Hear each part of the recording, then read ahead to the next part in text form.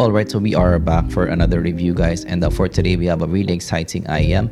This is another HBB collaboration. This is the Olina SE, so carbon dynamic driver here, and $100 as well. So first time that we are checking an HBB tune for $100, and as you can see from the title, guys, this is definitely for me the best HBB collaboration yet. This is my personal favorite, and we're gonna try to figure out why in this video. So looking at the specs first, we have 32 ohm impedance, 109 dB in sensitivity, frequency response 10 to 43 kHz, and aluminum alloy in the material as well, and 3.5 millimeter single-ended plug, and 4-core OCC copper cable 1.2 meters, and 0.78 millimeter 2-pin connector. And looking at the box as well, it's actually nicely packaged kit for me. You're also getting a case, and the case as well is a hard case here, so definitely this can stay in your bag. And this is made of all metal here, and in terms of the shape, it's a very safe shape. So this is much like a moontrap type of shape here. So it's in the medium side of size, and this will fit most ears. And the insertion as well is not that deep, so again, the comfort is pretty good here overall. And this is what it looks like. So actually on the ear, it sits quite flush. So again, it's not that big of an IEM. It's actually in the medium side of things. Going to the cables, it's just an okay cable. So still okay quality, but not the best that I've seen for $100. So for $100, it's just an okay package overall. So no deal breakers, which is definitely nice. But let's proceed to the sound. So going to the sound quality. So again, as I mentioned, for $100, this is my favorite HBB collaboration IEM. And the main reason for that is this has a bit more top end compared to some other HBB collaborations that I have seen. And I definitely do like my treble there, because I listen to a lot of guitar tracks. And for guitar tracks, the treble here really shines for me in the mix. So it's a slight U presentation for me, very slight here if you look at the signature. So from the bass region going to around 1K, you're getting a very slight dip here, and it rises to around 1.5K, and going down to around 2K, very slight recession there, and going to the 7K region, it rises a bit there. And it might be the more prominent rise compared to the mids, and then after that it goes down to the 10K region, and after that you're getting the 12K elevation on top. So definitely the 12K is really prominent for me in the mix here. Yeah, this is a fairly balanced presentation as well, but definitely the treble here and the bass is a bit more prominent compared to the mids, and we're going to talk about that in a few. So this actually may be taking the aria, but improved or make the bass a bit more impactful, and make the treble as well a bit more prominent for me in the mix as well. So it's more of a V compared to some other moonstraps that I have seen in the channel. But comparing this to some other moonstraps that we have seen, the micro detail here is definitely better.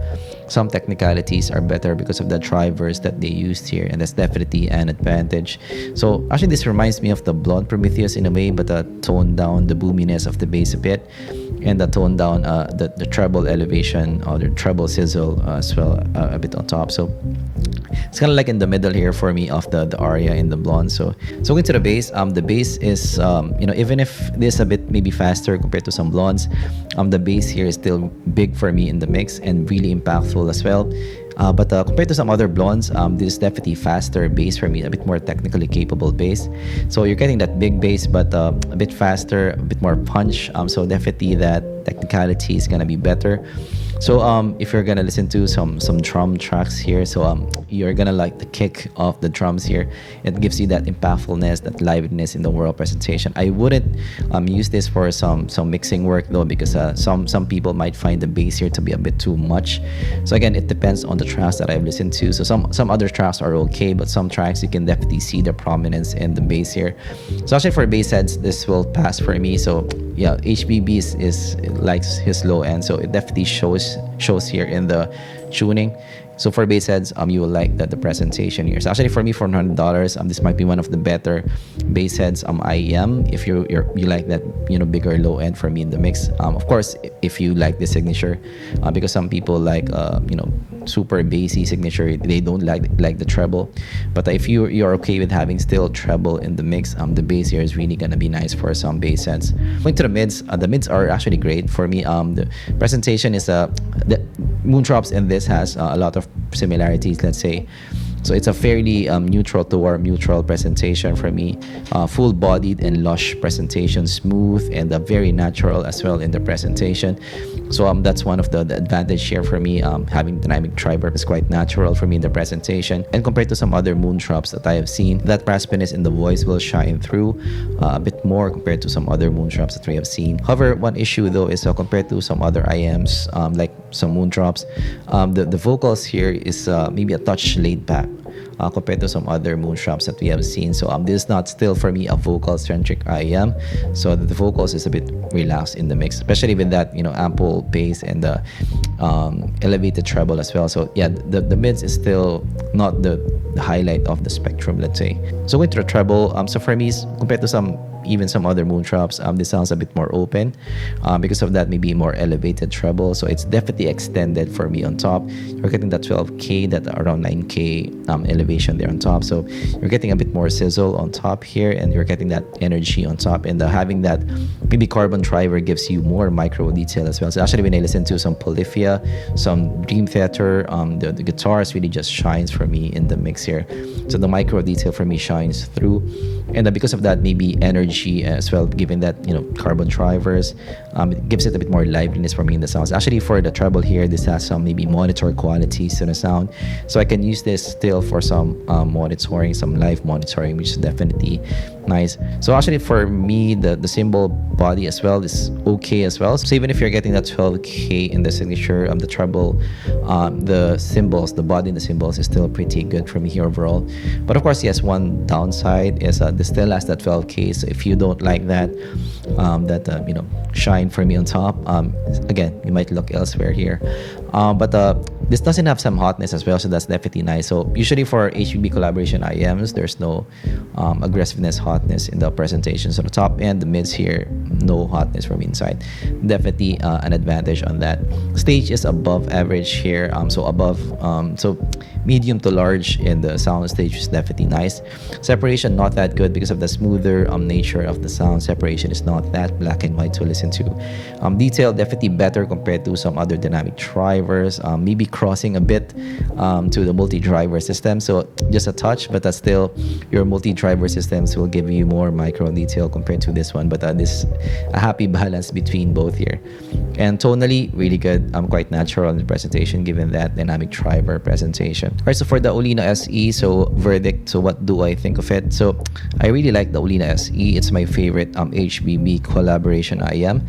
So I like that it has ample treble for me, ample bass as well in the presentation, and I like that it's fairly balanced in the presentation as well. And I like the build quality. I like the overall package of this, and I like that it has a bit more micro detail but still having that maybe natural tonality in the sound. So yeah, overall for $100, this is definitely one of the better IEMs that you can buy. However, some cons here. So for some people, the bass here might still be a bit too much, especially if you don't like a V type of presentation. And also for me, the mids as well, the vocals might be more laid back compared to some other IEMs, and still you're getting that 12K. So if you're not into that, this might not be for you. But otherwise, if you're okay with those, this is definitely one of the better IEMs that you can buy for $100. Actually, for a fun type of signature, this might be the best one that you can buy for $100 because of the overall technicalities and the whole package here. Alright, so that's my take with the Olina here. So yeah, I'm happy to see more collaboration IEMs, especially moving forward. I'm a bit late on this, but I know that there's a lot more HBB collaboration IEMs incoming, so I'm looking forward to that. What's the evolution of Chris's tuning from HBB? I would be happy to see that. And also some other, I think Super Review also has his own collaboration IEMs.